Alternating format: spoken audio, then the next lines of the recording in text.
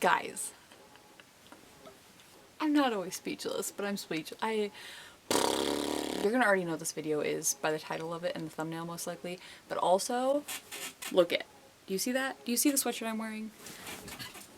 I'm so excited. I have been waiting 3 years, not 12, not in Azkaban, but I've been waiting 3 years for this book's release. I have been waiting for this book to come out for years now, and I cannot express to you the anticipation and the excitement that I had on the 16th when I had this book in my hands finally. I still had to work that day, which was a weird adulting situation that I haven't had to deal with before when a release has happened, but boy oh boy.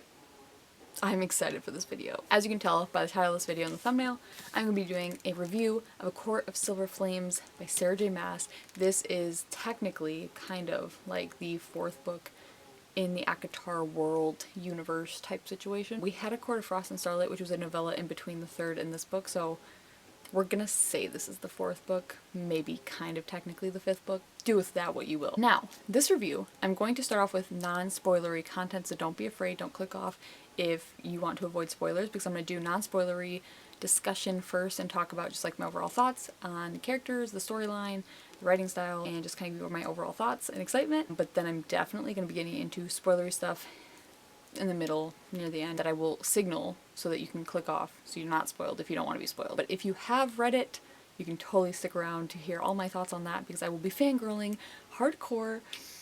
There's so much to talk about. Oh my god.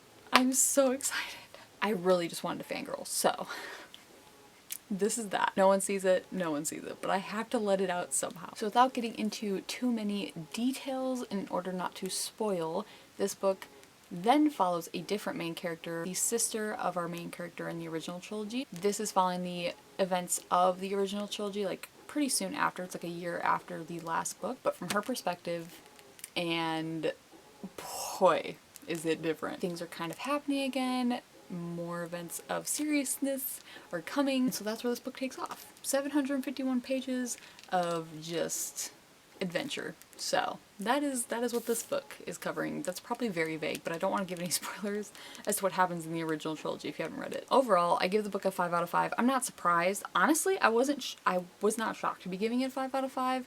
I gave all 3 books, I think, in her series a 5 out of 5 for this one. But what I was shocked by was that this book is arguably like on tier with A Court of Mist and Fury, which is one of my all-time favorite books ever, but definitely my all-time favorite YA fantasy book. This book is now a rival, is a very fair rival. For differing reasons, I think, which is making it so hard because I can't just pick one, I don't think, because they are so different. But because of this book and its focus on mental health and its focus on healing and trauma and just a character that I didn't even realize how much I related to until I read this book. I will say, if you have read the original trilogy, you know Chapter 54 in A Court of Mist and Fury is iconic to the fandom, but Chapter 50 in this baby is arguably better for different reasons, but it is so good.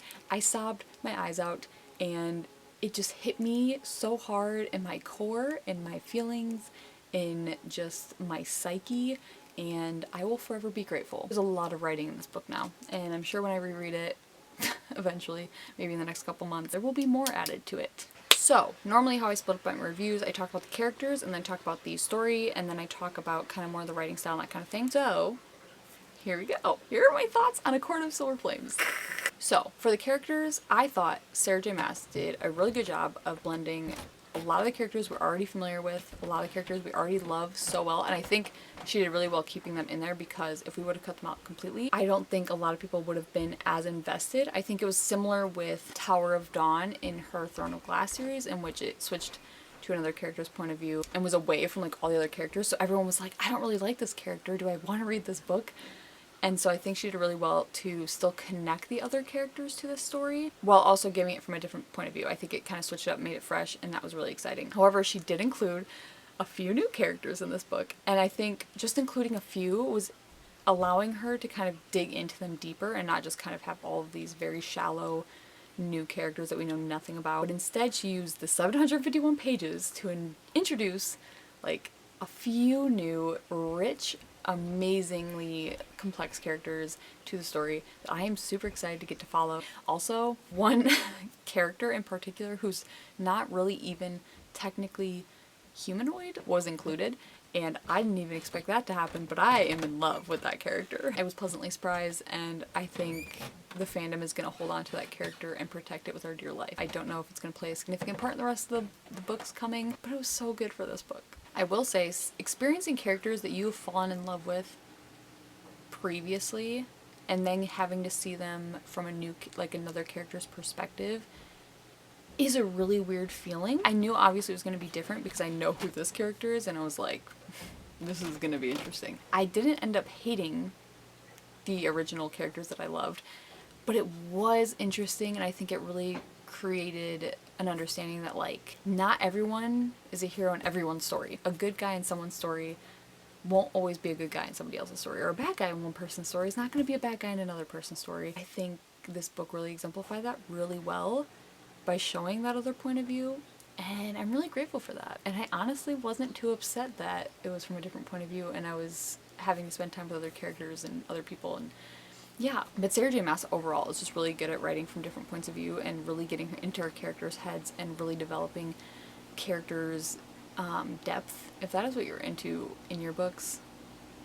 Sarah J Maas writes some good characters, that's all I'll say about that. Our main character, even though so many people did not like her in the original trilogy, and I even didn't know how I was going to relate to her in this book. I had feelings that maybe I'd understand a little bit more, but I didn't know if I would actually connect with her. Her character depth in this book was so good. Overall, the story was great. Still thought, even though it was focusing more on a character's mental health and her journey mentally, and it really didn't have many changes of location, I think the changes of point of view and the points that it was making as a story, I think were enough to make it seem really fast-paced, especially for a 751-page book. Read it in 2 days. I think that says a lot about her characters, but if you have great characters, like I always say, if you have great characters, I'm in for whatever story you have to tell me. So I think the story was great. I think the characters helped with that. I really didn't know where the story was going to go because the trilogy has a really great ending, and I didn't know how they were going to open it up, and then they kind of brought up these issues at the beginning of the book, and I was like, oh yeah, not everything's resolved. So I am anticipating seeing what's going to happen in the next few books because I really don't know exactly how it's going to go, but I am excited because there's a lot of potential for mess and a lot of potential for growth, and that's always an interesting dynamic. So I'm excited about the story. The characters are great. Obviously I give this book a 5 out of 5, so all of those things just lined up for me. The writing style, this is not my first rodeo. This is my 13th Sarah J Maas book. What can I say? I love the writing style. Her magic system and is really simple to understand. Politics in these books are not difficult to understand. I mean, it's based on a court system. There are different courts, human versus fae. It's not too complicated compared to other high fantasy books. This is becoming more adult. Her other books in the ACOTAR trilogy were supposed to be more young adult, urging into new adult. But this book is definitely adult, so just be prepared for that. There are excessively spicy scenes, some mature language. This is not a YA book anymore. So, if you're a youngster, please take heed and protect yourself. Protect yourself. It takes a lot of discernment and just personal boundaries in order to read this book, depending on what your mental space is and your convictions are. It takes a lot of just decision making when reading this book. So overall writing style, great. Always just awesome details, amazing imagery. I think she writes just really realistic characters. Her writing style has just always been one of my favorites. I think along with Cassandra Clare, I just love their writing styles. Again, 5 out of 5. What can I say? There's not much for me to brag on. I will say, obviously, there are still the issues with Sarah J Maas's diversity has been a hot topic and still an issue that I think she needs to be held accountable, and I think we should still be having those conversations and bringing those to light because I do think there is room and potential for that to get better, especially with more books coming out and her still writing. There's just room for growth there. There's not excessive diversity in her books, and while there's conversations to be had about that, I hope to see more growth from that in the next coming books, just because there's such awesome mental health rep in these books. I have had like just so much relatability with these characters, and I have felt so seen with her books, so I just really want other people to be able to experience that as well. I'm really hoping that, especially after this book and a lot of the conversations that have been had, that she will start putting more intentionality into writing more diversely. That is my overall thoughts on A Court of Solar Flames non-spoiler edition. Okay kids, this is the one we've been waiting for. If you do not need spoilers, if you are planning on reading the book and don't want spoilers, or if you just don't want to hear anything else about this book, click off now. If you don't care if you're spoiled, if you don't think like you're gonna remember any of these, or if you don't think you're going to read this series, or if you just want to stick around and hear spoilers, I can't judge you. Some people do. I'm gonna be fangirling about everything that happened in this book that I was freaking out about, okay? I'm gonna be talking about characters, relationships, freaking everything! Let me just, I had to pull up my notes. I highlighted so much in this book. There were so many quotable moments, okay? First of all, I don't even know where to start. I'm gonna pull up notes and just start from my list. The fact that Cassian's love language is physical touch. Not to say that love language is technically a thing in this universe, but in our standards, he expressed that his love language is physical touch with his like wing bumping with Nesta. Just the fact, anyone else just love the fact that he kisses more on the cheek, Nesta on the cheek, like he is frequently just kissing everyone on the cheek. I have no other intention, no intention to make anyone feel uncomfortable, but just the fact that's how he shows affection is literally the cutest thing. I love it. I love Cassian. This book did not help that. I just love him so much. I'm fine. It's fine. And with that, I'll also say I am so grateful that Sarah J. Maas, I didn't know that this was going to happen. I don't know if this was a public thing that she even talked about, because I just was kind of behind on all the news about this book anyways. But I didn't realize we were getting Cassian point of views. I thought it was just going to be strictly Nessa's. So when I realized that we were getting consistent, it wasn't just one, but consistent Cassian point of views, I literally squealed like almost tears of joy. I was so excited. Cassian is literally my comfort character, and I relate to him in such a deep way, and I'm so grateful that we got to see from his point of view. Speaking of point of views, I knew it was going to be weird, but it was still so jarring, even though I was expecting it, to see the inner circle from Nessa's point of view, as well as Cassian's, honestly. Even seeing it from his point of view was like very jarring, because I'm so used to Nessa's point of view. The fact that she found her found family with them, like obviously it was so, not glamorized, but very much positive, because it was healing for her and she loved these people with her whole being. Not to say Cassian doesn't, but he's a very different creature than Nesta. And so seeing it from even his, but then Nesta's point of view, these people that I still loved. This book did not make me hate the inner circle. I understood like what they were doing, but the fact that it's not all roses and like freaking rainbows, okay? And these people weren't immediately on Nessa's side anyways, so they were obviously loyal to Feyre, and so seeing it from Nessa's point of view, an outsider's point of view, it was really jarring. It was very like uncomfy, and I think that really helped put me into Nessa's shoes, because I was like, whoa there, Chief, why are we all attacking? Why are we so blunt and very aggressive? I thought it was really interesting. I did see someone on TikTok talking about how it is really hypocritical that Rhys was all about having a choice and people having their choice, giving that to Feyre, but then with Nesta and the whole knife situation and her made weapons, that choice was taken away. And I get it's because they're protecting their inner circle, and so like when you're reading the original trilogy, they still do that with other people of other courts, and Nessa's basically in that position. She's still kind of a threat with her being so closed off from everyone and kind of aggressive. I understood still, but it was kind of hypocritical, right? Feyre understood that, because then she voted for Nesta to be able to know about it. It was just Rhys and Amryn that voted against her. And I still think it's so shocking that Rhys voted against telling her. That's still a little weird. I still am just like, whoa, okay. Check yourself. I think it really created more of a depth for the characters, which is really important, I think. Also, I was not expecting a sentient house. I get that Nesta made the spirit of the house, basically, like it wasn't always like that. It was so precious, and it was like this little Disney sidekick, and it, like, the fact that it was just dropping her like smutty romance novels and chocolates and just being so kind.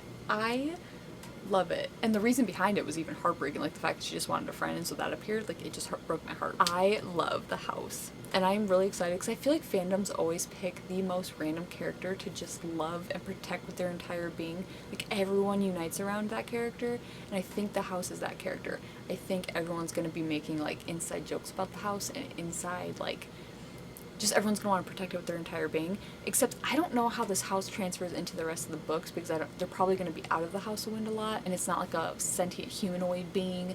So like, it's a house. Are they gonna be that upset if something happens? Or like now that she has friends and people are kind of united again, will the house kind of like fade away? I don't know how that works. Or if she's unmade, will the house be unmade? It's very interesting. Actually, now that I think about, wait, okay, at the end of the book, if she technically had her powers taken back, I mean, I guess the mother gave her some gifts, but like, does that unmake everything she made, like the house, but then also the weapons?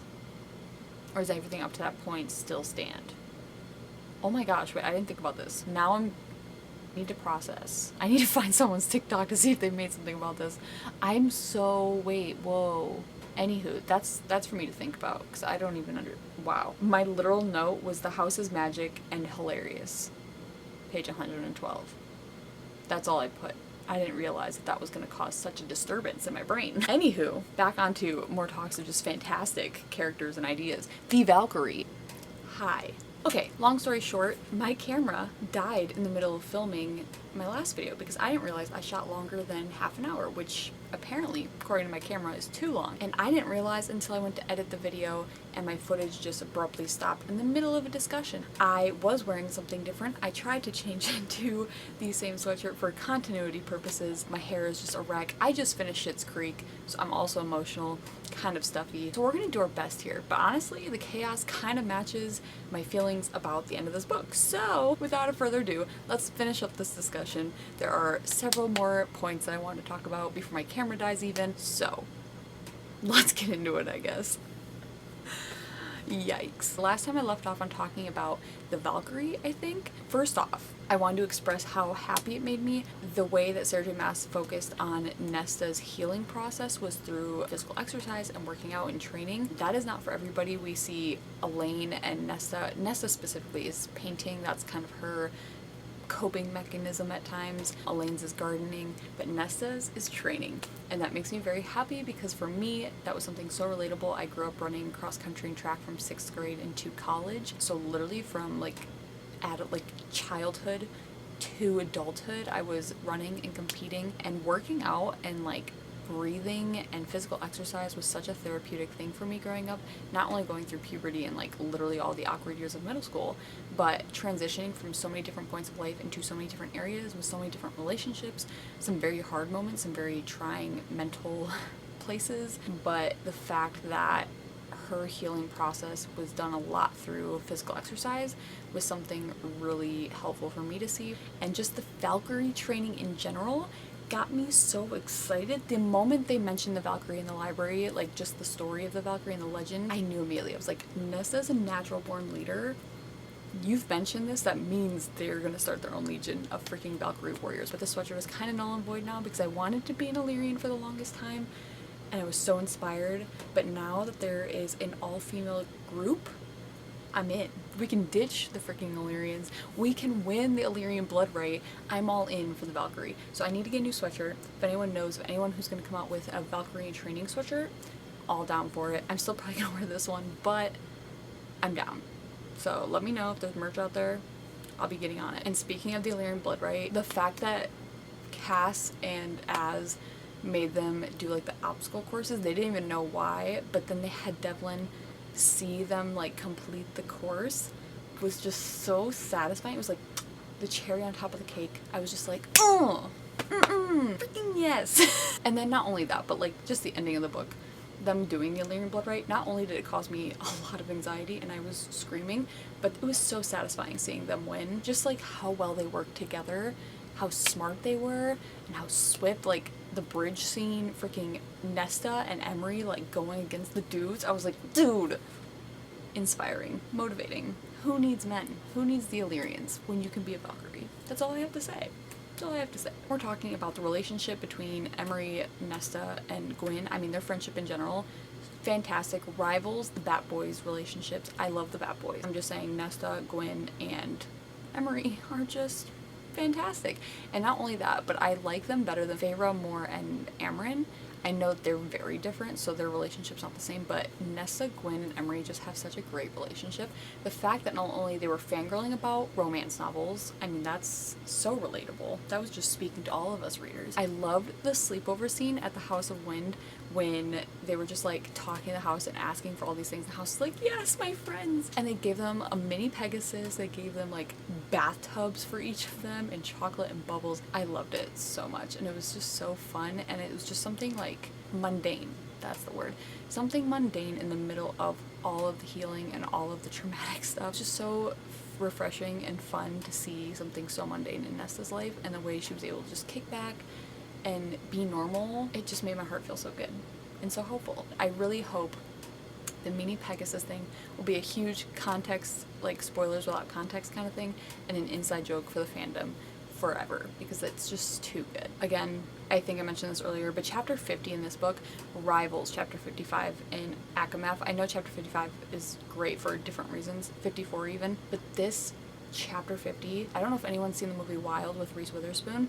I actually haven't even seen it, but I know the premise and like the purpose of that movie and that story in general. But I think it kind of mixes with that, where it's just this huge hike for healing and self-discovery and just like letting everything out. And that hike was just so important, I think, for not only Nesta, but I think just for the readers even, and for the people who are reading this with such deep, deep hurts and just struggles. I think for myself even, it was so refreshing and healing to read, and so hopeful, not only because she was able to finally let it out and kind of just confess all that she was struggling with, but Cassian was there, and it's not that he was just saying, no, none of this is true, because he did kind of point that out, but also he wasn't covering it up. He was like, yes, you're hurting other people, yada yada, but like the things he was saying were just so beautiful and so healing, and it provided so much hope that like even amidst our hurt, there are people out there who are going to love us unconditionally and stand by us even when we're hurting, and even when we might lash out. When we show that we want to heal and change, there are people who are willing to go through that with us, and that was hopeful to see, because it's sometimes some of us don't even have those people, and we might struggle to be like, no one wants me here, I'm broken, I can't fix myself, and we don't have people standing by us in that. It can feel so terrifying, and then the enemy really wins out, and then you might just want to be done with life, to put it lightly. And so Cassian was such a hope in that moment, to see him be like, I'm gonna say like it's not gonna be fantastic, and there are gonna be hard moments and all this stuff, and like I could share with you my own experience, but it will get better. I'm going to be here for you, even if you have to take it day by day and just be silent. Talk to me after, and like it'll be better. And that was just so reassuring. Again, comfort character. I love him and Nesta for so many different reasons, and just that scene in general was just so monumental, not even just for the romance. I mean, I ship them, but like just for other deeper purposes. I'm so grateful that Sarah J. Maas wrote that into her book, and I will forever stand that chapter over chapter 54 any day, any moment of my life. And then speaking of deeper truths and harder stuff, like this book had so many harder, deeper moments than like the rest of the trilogy, I would say.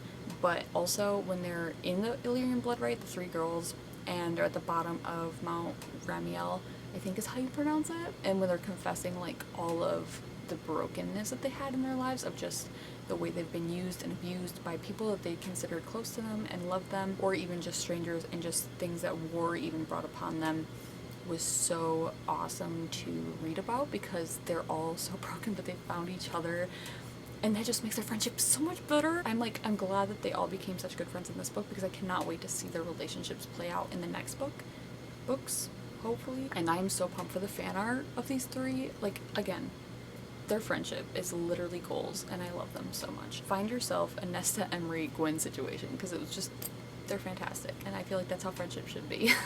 On a lighter note, I know everyone's freaking out about the Az and Gwyn situation, and I definitely ship them, and I definitely see them happening. I mean, she does switch things up on us, but like, I see it becoming a thing. But the ship that I don't see as many people talking about, I do see a couple, but it's not as big as the Az and Gwyn situation. And I think that's because everyone loves Az, and like we've been waiting for stories about him forever. But Considering Moore wasn't in this book a lot, I mean, I was kind of missing her because, like, I love her. I think in, like, the original trilogy, she had a romantic interest from the Winter Court, I want to say. I can't remember their name. I thought she had a romantic interest, and that's how she kind of came out to Feyre. But, take it up a notch. I'm curious as to what's going to happen between her and Emery. Moore's been gone, and then when she comes back at the end of this book, and they're talking about the delirium blood right and all this stuff, and the Valkyrie, she asks even about coming to training sessions with the priestesses, and like she's already close with Clotho, and they already have a good relationship, and so I'm sure the priestesses are going to trust her anyways. And Cassian has such a good relationship with Emery and Moore that I feel like him and Nesta are going to want to like matchmake